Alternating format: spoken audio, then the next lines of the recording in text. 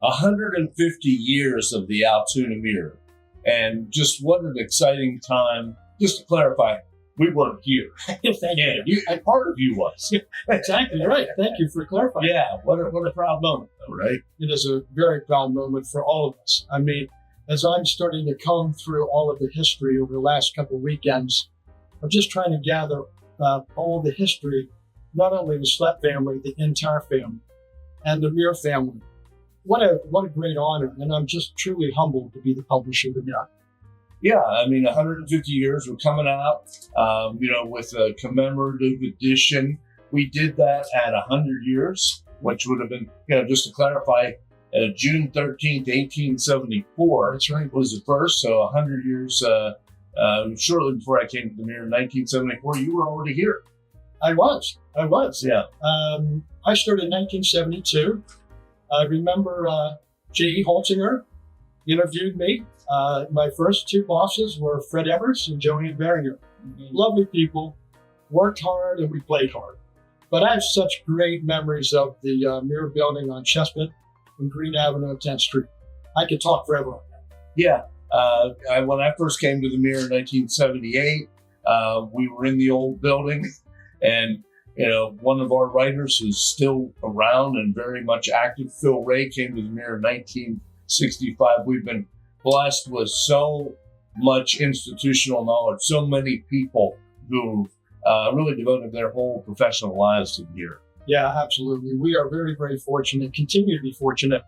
When I look back and think back of all the people that worked at the Mirror, family and non-family, it's just, it's mind-boggling. I mean, like you mentioned, the memories and the knowledge that you just can't replace.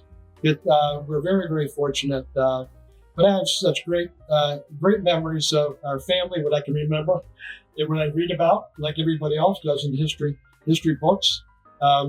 It's quite an honor. Yeah, and when you go back to the Mirror, like a lot of newspapers in that era particularly, and still some today, were the kind of anchor of their downtown. They were on the corner, mm-hmm. and that was the Altoona Mirror down on Chestnut and Green Avenue. It just was exhilarating to hear the press. Oh, I tell you, the roar of the press. I love it. I worked there for a number of years in circulation department on the Chestnut Avenue side before moving down to Green Avenue for a few years. But the roar of the press was exciting, and it still is exciting today. The circulation department and the accounting department, the publisher's office, the boardroom on Chestnut Avenue was an old Buick garage at one time. And whenever the presses would fire up, the people who walked on 10th Street, Neil was special, as you know. I mean, people would just stop and listen and watch the presses run. And one of the big changes, when we're going to go over some of the real significant changes in Mirror history, but one of the biggest was the move to a morning paper. And when you talk about people that are walking by the press, people have to understand, wouldn't understand that today, but this was basically at 12:45 in the afternoon is when we hit the press during the week. That's true. Yeah, and then we shifted to morning on Saturday, if you remember, just to test the waters. And we still were an afternoon paper Monday through Friday. And then came along Sunday and then all morning and so forth. But fun times. Yeah. When you look at some of the biggest changes of the Mirror over the years, and of course we're now still very much print, but into the digital age as well. You can read the Mirror in a lot of different ways on your computer and whatnot. But, you talked about going to Sunday. The move from downtown out here where we're taping this, thanks to Dan Eisenberg, who was behind the glass. He's our videographer today and does a great job with our Mirror TV. But moving out here to the Boulevard had to be kind of bittersweet. It was. Like I said, the memories on Chestnut, Green Avenue, and 10th Street will never go away. I hope I never forget them. And, just walking through that building, with my dad and my grandfather and other family members. It was just special until I actually started working and being part of that publication day in, day out. But yeah, we went through a lot of change. Going to Sunday delivery was a big deal. Going to morning, it was a major change. How about it? And then moving out here and leaving those memories behind, it was difficult. I mean, when you look at this beautiful building that we're in now, at Cayuga Avenue, it took only a few minutes to get used to it. But it's still, the old Mirror was special. Yeah. And we always used to joke that when we moved out, everything was going to be fixed when we went out to the new building. But one thing you hit on there, Dan, that I think is important in terms of lifestyle and, just what it takes to put out a newspaper every day. I mean, the pride we feel, but yet we can't congratulate ourselves or commiserate it in the case as if something happens that we may, have to fix or make a mistake, whatnot, is the fact that when you go to the afternoon, it took away, or when you went to the morning, it took away Johnny's first job of delivering the paper and made it really a second job for a lot of people. No doubt about it. I mean, we had a lot of youth carriers back in the day, as you mentioned, and then morning just, going to school and trying to get up and deliver the papers before that was a big challenge for families. And that eventually just weeded out over time.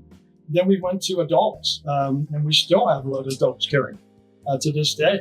The delivery schedule has changed, as we'll probably talk a little bit later, but we still have home delivery through the traditional way, but we're using the United States Postal Service for some as well.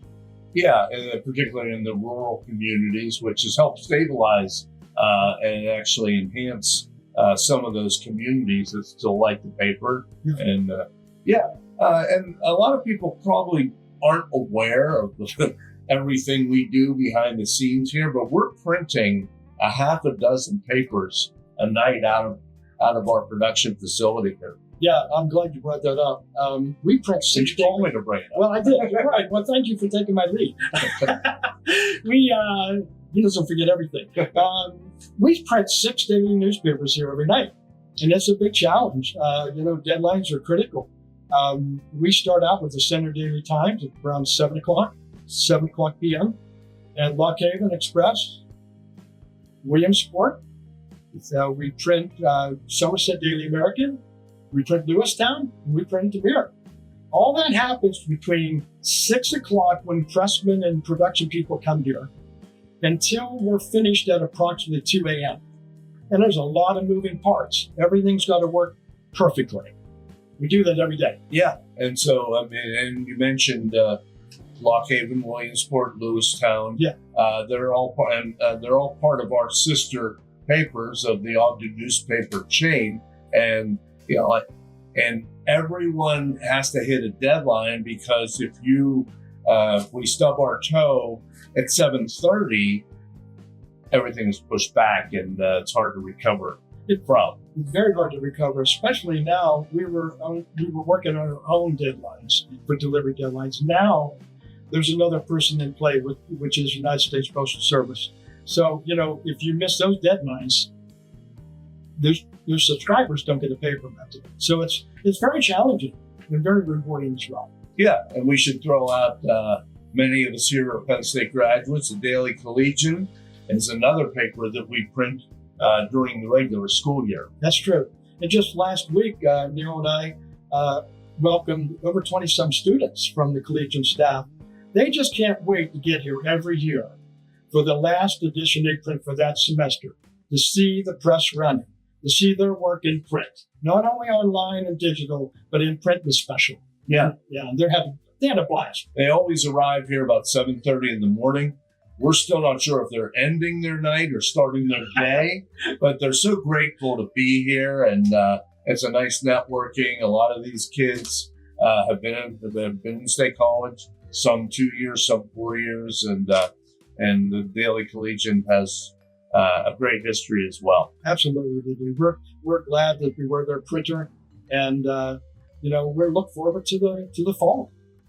When you look at how news is gathered now and how that has changed, you go back in the day when there would be a city hall meeting, and I can remember some, Phil Ray, Tom Gibb, Don Hopi. We've had some really talented writers here who have either stayed here or moved on or whatnot. And so these guys would go and cover City Hall.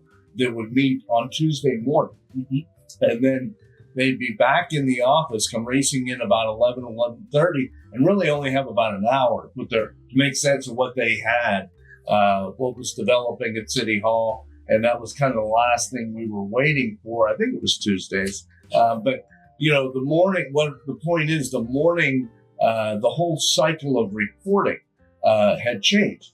If you went out and covered a game, you didn't have to have it really written until 8 or 9 the next morning. You didn't necessarily have to come in that night and do it. You could do it as part of your morning shift. Just a lot of the news cycle changed when we went morning, and then it all had to be gathered and put in the paper. Now the school board meetings, it might be over at 9, 10 o'clock at night, and we're still trying to get it in the next day's paper. True. It's a challenge, no doubt about it. Your staff, has challenges every day. And working with deadlines is critical because we've got to start this press on time. Election nights were always a challenge. Friday night, high school football was always a challenge for us. But, we seem to work it out. Some of the bigger stories that have happened over the years here, of course, there's paper every day. And sometimes we have big breaking news and sometimes we have just routine news. What are we going to play above the fold? We always talk about that. Speak to that in terms of the point of sale and the newspaper and the Sheets partnership and whatnot. Yeah, a good question. We always try to put above the fold because when you go into a Sheets store or a mom and pop store and see a vending machine, people have only a few seconds to make a decision if they're going to purchase the Altoona Mirror. We want to put out the best out front every day. And that's what our staff does. And they do a great job. So it does make a difference. What above the fold is talked about, like you mentioned, in your budget meetings at night. And then you build around that. And it helps sell the Mirror each and every day. When there's, God forbid, big tragedies nationally or locally, these are when the paper really has to put its best foot forward. Of course, we lived through 9/11, happened on a Tuesday morning. And we post the breaking news to the website and we're up there. We usually try to localize these events, as soon as possible. I mean, when the 9/11, you have big dominant art, what you call dominant art, that people can look at the front page and it's almost like a keepsake. We have some of them that are down in our lobby here of the biggest events, the Q Creek rescue, different presidential. You talked about election night. Election night, high school football, it has an election night every Friday night because you're gathering all this data, all these games, scores, trying to get everything right with a number of outlying areas, with just a lot of deadline people who are cut out for deadline. And we mentioned earlier that we print 6 daily papers here every night, with the exception of Saturday night. We're very thankful we print the Mirror last, right? Because it gives us the opportunity to put some of this information you talked about, especially high school sports and so forth, and breaking news.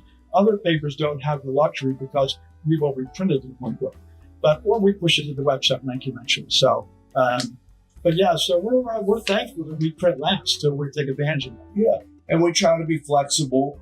I mean, we are a newspaper, so news is generally something people don't know. We're trying as best we can when we have a big late night event.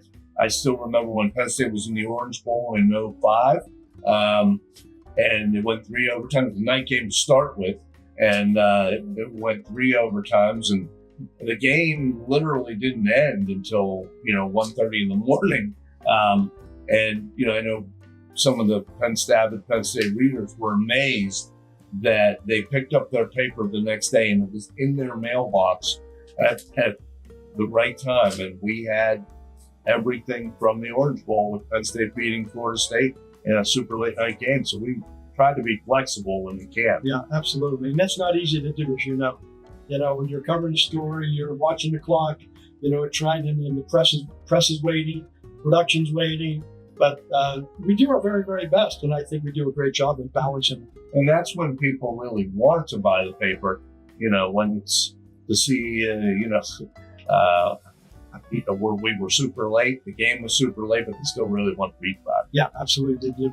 If it's not in there, the phone's ring.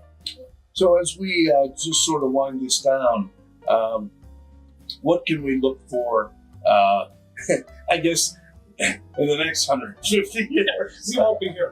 The Mirror will be in some form. And the model is changing daily for not only the Mirror, but papers in the country. Our industry is changing daily. Change is constant. But, we'll be around. We're 150 going on to 151, and we're very, very proud of it. It's going to be a combination of print and digital, no doubt about it. Well, congratulations, Dan, as the publisher, your family's history with the paper. You're the 5th generation, right? That's correct. Yeah, we're going to track down Al Holtzinger, who is former publisher.